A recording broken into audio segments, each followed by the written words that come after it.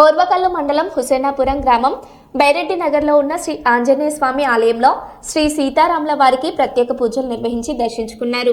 అనంతరం శ్రీ బ్రహ్మరాంబ బుగ్గ రామేశ్వర స్వామి ఆలయంలో ప్రత్యేక పూజలు నిర్వహించి దర్శించుకున్న వైఎస్ఆర్సీపీ నంద్యాల జిల్లా అధ్యక్షులు పాణ్యం మాజీ ఎమ్మెల్యే కాటసాని రాంభూపాల్ రెడ్డి.